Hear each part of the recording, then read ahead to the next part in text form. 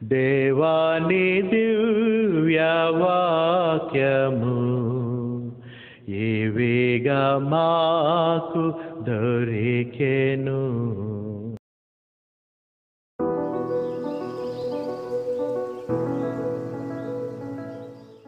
క్రీస్తు క్షమించినట్లు, ఆయన సిలువ మీద మనల్ని క్షమించినట్లు, ఆ క్రీస్తు సిలువ పాదాల దగ్గరికి వెళ్ళినప్పుడల్లా మనం జ్ఞాపకం చేసుకోవాల్సింది ఏంటంటే ఫర్గివ్నెస్. ఇది మన జీవితంలో చాలా హారబుల్ విషయాలు. ఏంటంటే ఎవరైతే మన జీవితంలో భయంకరమైనటువంటి పనులు చేశారో వాళ్ళని మనం క్షమించాలి. మన జీవితంలో భయంకరులు ఉంటారు, భయంకరులు అనమాట. సమాజానికి అర్థమవుదు, లోకానికి అర్థమవుదు. నాయకత్వంలో ఉన్నటువంటి వాళ్ళం మేము నలిగిపోతూ ఉంటాం, నడిపించేటువంటి వాళ్ళము నలిగిపోతూ ఉంటాం. అలాగే మీరు కూడా మీ యొక్క విశ్వాస జీవితంలో మిమ్మల్ని గాయపరిచిన వాళ్ళు ఉండొచ్చు, ఇంకా గాయపరుస్తున్న వాళ్ళు ఉండొచ్చు, మీ కుటుంబ వ్యవస్థలోనే, బంధు వ్యవస్థలోనే. కానీ దేవుడు ఏం బోధిస్తున్నాడంటే, ఇక్కడే మనల్ని ఏం నేర్చుకోమంటున్నాడంటే, క్షమించండి, నీ కృప విస్తారం చేస్తానన్నాడు. ఇప్పుడు నేను క్షమించకపోతే నేను ఏం కోల్పోతాను అన్నమాట. ఇప్పుడు ఈ వ్యక్తి విషయంలో నేను క్షమాపణ అనేది లేకపోతే, దేవుడు నన్ను చాలా పాపాల విషయంలో నన్ను క్షమించాడు కదా, అవన్నీ నేను కోల్పోతా, ఆ కృపను నేను కోల్పోతా. అదే ఈ పరలోక ప్రార్థనలో దేవుడు మనకు నేర్పేది. ఆ క్షణంలో ఆ ఫర్గివ్నెస్ అనేటువంటిది నా హృదయంలోకి రాకపోతే, దేవుడు సిలువ మీద చేసిందే కానీ, నన్ను క్షమించిందే కానీ, నన్ను దీవించిందే కానీ నేను నష్టపోతాను. అది నేను ఆలోచన చేసుకోవాలి, అది మీరు ఆలోచన చేసుకోవాలి, అది మనం అందరం ఆలోచన చేసుకోవాలి. మనం నష్టపోకూడదు అంటే తిరిగి అతని మీద కక్ష పెంచుకొనకూడదు. అదే మనకి ప్రార్థనలో నేర్పించినటువంటి సత్యం. ఈ సెనోరియోలో మనం ఆలోచించవలసింది ఏంటంటే, ఇలాంటి వ్యక్తులు మనం చుట్టూ లేరనుకోండి, మనం ఎక్కడున్నట్టో తెలుసా? ఇలాంటి వ్యక్తులు మన చుట్టూ లేరనుకోండి, మనం ఎక్కడున్నట్టో తెలుసా? చచ్చిపోయి పరలోకంలో ఉన్నట్టు. భూమి మీద ఉంటే ఎవరు ఉంటారనమాట? ఇక్కడ ఖచ్చితంగా మన చుట్టూ ఇలాంటి వ్యక్తులు ఉంటారు. ఇలాంటి వ్యక్తులు లేరు అని మన నోట్లోంచి మాట వస్తే, నీ భూమి మీద లైఫ్ అయిపోయింది, నిత్యలోకంలో నువ్వు జీవిస్తున్నట్లు లెక్క. సో ఇలాంటి ప్రజలు మన చుట్టూ ఉంటానే ఉంటారు. ఇది మనం గమనించుకున్నప్పుడు, ఆదర్శవంతమైనటువంటి క్షమాపణను గురించి మనం ఆలోచన చేసినప్పుడు, ఇంకెక్కువగా మళ్ళీ నాకు ఉదయం లేచే వరకు కూడా, ఈ ప్రసంగం ప్రిపేర్ అయ్యే వరకు కూడా, నిన్న సాయంత్రం మా డిస్కషన్ నాకు మళ్ళీ జ్ఞాపకానికి రాలా. దాన్ని నేను చాలా సంతోషపడ్డా.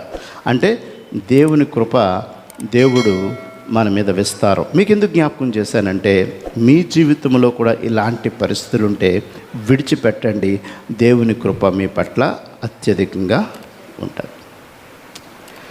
దీన్ని మనం పాయిజనింగ్ అంటే, పాయిజన్ చేసిన వ్యక్తి మూవ్ అవుతూనే ఉంటాడు. మనమే ఆ పాయిజన్ ద్వారా టాక్సిక్ అవ్వకుండా మనం కూడా విడిచిపెడితే దేవుడు మనల్ని దీవిస్తాడు, అతడు దేవుడికి లెక్కప్ చెప్పుకుంటాడు. అది ఈ యొక్క క్షమాపణలో ఉన్నటువంటి లోతైనటువంటిది. అందుకే వాక్యం, బైబిల్ ఏం చెప్తుందంటే, నీ శత్రువుల గురించి నువ్వు ప్రార్థన చేయంటది. మనం ఎవరి గురించి అయితే ప్రార్థన చేయలేమో వాళ్ళే మనకు తరచుగా జ్ఞాపకం రావాలి. ఎవరి గురించి అయితే మనం ప్రార్థన చేయలేమో, ఏ వ్యక్తులైతే మన ప్రార్థనలో మెన్షన్ చేయలేమో ఆ వ్యక్తుల గురించే మనము ప్రార్థన విస్తారంగా చేయాలి. దీన్ని మనం గమనించుకుని, ఈ మోడల్ ప్రేయర్లో మనం గమనించుకునేటువంటి విషయం ఏంటంటే, ఈ క్షమించి వదిలిపెట్టడంలో దేవునికి తెలుసు నీ హృదయం ఎలాంటిదో. దేవుడికి ఆల్రెడీ నీ హృదయం ఎలాంటిదో తెలుసు కాబట్టి ఆయనకి మనం కన్ఫర్మేషన్ ఇస్తూ ఉండాలి క్షమిస్తూ. దేవుడికి నీకు తెలుసు నీ హృదయం ఎలాంటిదో తెలుసు. కొన్నిసార్లు మనకంట మన యొక్క ఆలోచనలు ఆయనకే, మన పట్ల ఆయన చాలా ఆసక్తి కలిగిన దేవుడు. తల వెంట్రుకలు కూడా ఆయన కంట్రోల్లో ఉంటాయి. అలాంటప్పుడు ఈ కృప అత్యధికం అవ్వాలి అంటే ఆయనకి కన్ఫర్మేషన్ ఏంటంటే, నీకు ఆల్రెడీ ఫర్గివింగ్ హార్ట్ ఉంది, ఆయనకి తెలుసు. కానీ ఇలాంటి వాళ్ళు కొంతమందిని మనకు పంపుతూ ఉంటాడు అనమాట మన జీవితంలోకి. మనకు పరీక్ష పెట్టడం అంటే ఇదే అనమాట. మనల్ని ఎవరినైతే మాటల తోటాల ద్వారా గాయపరుస్తూ ఉంటారో వాళ్ళని మనకు రిలీజ్ చేస్తూ ఉంటాడు. అప్పుడు మనం వెంటనే వాళ్ళని క్షమిస్తూ ఉంటుంటే ఆయన కృప మనకి అధికమవుతూ ఉంటుంది. కృప, గ్రేస్. అందుకని మనం చాలా కంఫర్ట్గా మన విరోధుల గురించి మనం ప్రార్థన చేయగలగాలి. దేవుడు వారి నోట నుంచే తిరిగి మన గురించి మాట్లాడే పరిస్థితి రాగలగాలి.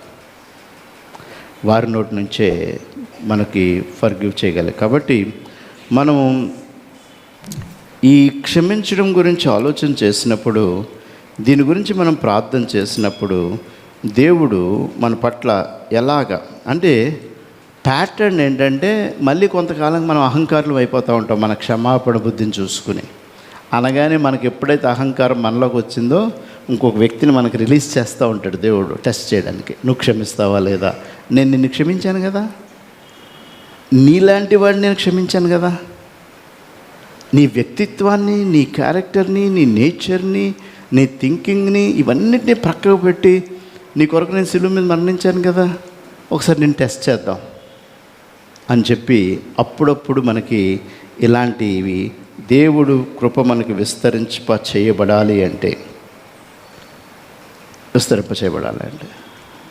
దేవా నన్ను క్షమించని ప్రార్థన చేసినప్పుడల్లా, మన తప్పుదాలకి, మన ఆలోచనలకి మనం ప్రార్థన చేసినప్పుడల్లా దేవుడు మన పట్ల చూసేది ఏంటంటే, ఆ ప్రార్థన వింటూ నీవు ఎవరిని క్షమించావు అనే విషయాన్ని ఆయనకి తెలుసు. నువ్వు ఎవరిని క్షమించావు, నువ్వు ఎవరిని క్షమించలేదో దేవుడికి తెలుసు.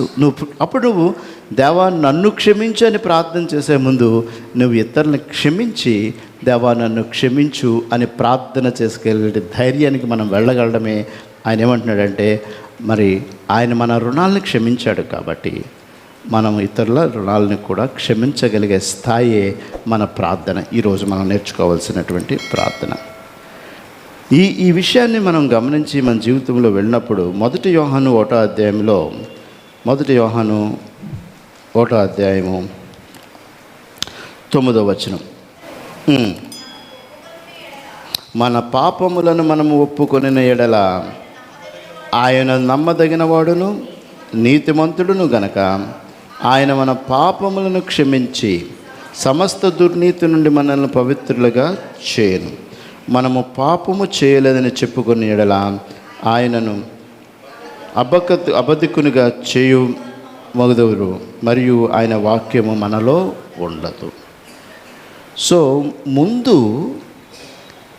దేవుని దగ్గరికి వెళ్ళినప్పుడు మన యొక్క తప్పిదములను ఒప్పుకోవాలి. అందులో ఉన్నది ముఖ్యమైనది ఏంటంటే ఒప్పుకోలు. నేను పలానా వ్యక్తిని జోరిని నేను క్షమించలేకపోయాను దేవా, ఈ విషయంలో నేను స్వీటీని క్షమించలేకపోయాను, ఈ విషయంలో నేను ఆనందని క్షమించలేకపోయాను, నన్ను క్షమించు అనేటువంటి ఒప్పుకోలే దేవుడు వినేటువంటి క్షమాపణ కలిగినటువంటి ప్రార్థన. అందుకే నేనే మీ యొక్క దోషాలని, పాపాలని నేను క్షమించాను కాబట్టి, ఈ క్షమించగలిగినటువంటి వాడుగా ఉన్నాను కాబట్టి కన్ఫెసింగ్. దానియేలు ప్రార్థనలో మనం చూసాం కదా, అక్కడ తనతో పాటు ఉన్నటువంటి ఆ ప్రజల యొక్క పాపములను దానియేలు ఒప్పుకొనెను. తన ప్రార్థన చేసినప్పుడల్లా ఒప్పుకోలుతనం. సో ఇప్పుడు మనము ఎవరిని క్షమించగలుగుతున్నామో, మనకి ఎవరి మీద ఉన్నటువంటి కోపతాపాలు మనం తగ్గించుకోగలుగుతున్నామో ఆ క్షమాపణ దేవునికి చెప్పి మనం దేవుని క్షమాపణ అడగాలి. దేవునికి మనం అది తెలియచేసి మనం దేవుణ్ణి క్షమాపణ అడగగలగాలి. కాబట్టి యోహాను ఏం చెప్తున్నాడంటే, ఇక్కడ మన పాపములను మనము ఒప్పుకొనని ఎడల ఆయన దేవుడైతే నమ్మదగిన వాడు నీతిమంతుడును గనుక ఆయన మన పాపములను క్షమించి, ఆయన మన పాపములను క్షమించి ఫస్ట్ మనమే దాన్ని చెక్ చేసుకోవాలి. సమస్త దుర్నీతి నుండి మనల్ని పవిత్రులుగా ఆయన చేస్తాడు. మనం ఎప్పుడైతే ఒప్పుకుంటామో మనల్ని ముందు ఆయన నీతిమంతులుగా చేస్తాడు. ఎందుకంటే ఆయన నీతిమంతుడు. అప్పుడు మనము ఆ యొక్క కృపను పొందడానికి ఏమంటామంటే, మనము పాపము చేయలేదని చెప్పి, అబ్బా నాలో ఏం తప్ప, అది ఏదైనా ఉంటే చిన్న చిన్న కోపం అండి, చిన్న చిన్న అబద్ధం అండి ఏం లేదండి నేను అదే చిన్న చిన్న ఈ స్వనీతి అనమాట, చిన్న చిన్నవన్నీ జ్ఞాపకం చేసుకుని అబ్బో మేము చాలా పర్ఫెక్ట్ అండి, మేము చాలా సత్యవంతులమండి అని చెప్పుకుంటూ ఉంటారు. కొన్ని సంఘాల్లో మేమే పరలోకం వెళ్తామండి అని చెప్తుంటారు, వాళ్ళ సొంత చూసి. అది తప్పు అన్నమాట. ఇక్కడ ముందు నీలో ఉంది, అది నువ్వు ఒప్పుకో. అదే ఇక్కడ చెప్పేది. మనము పాపము చేయలేదని ఒప్పునికెళ్ళ ఆయనను అబద్ధికునిగా చేసిన వాడు అవుతామంట. మనలో తప్పు ఉందనేమో దేవుడు అంటున్నాడు, నువ్వేమో నాలో తప్పు లేదని అంటున్నావు. కాబట్టి నువ్వు ఎవరిని అబద్ధికుడిగా చేస్తున్నావు? నీ దేవుణ్ణి నువ్వు అబద్ధికుడిగా చేస్తున్నావు. నీలో తప్పులు పెట్టుకుంటావు, అయ్యేమి తప్పులు కాదండి, చిన్న తప్పులండి, కానీ నేను చాలా నీతివంతుడండి అని అన్నావు అంటే నీ దేవుణ్ణి నీవు అబద్ధికునిగా చేస్తూ ఉన్నావు. దాంతోపాటు రెండోది ఏంటో తెలుసా? దేవుణ్ణి అబద్ధికుని చేయడం ఒకటి, నీలో ఆయన వాక్యం లేదనేది రెండోది. ఈ రెండు మనకి అవసరమా? దేవుణ్ణి అబద్ధికుడు చేయడం మనకు అవసరమా? నీలో నాలో వాక్యం లేదనేటువంటిది చూపించడం మనకి అవసరమా?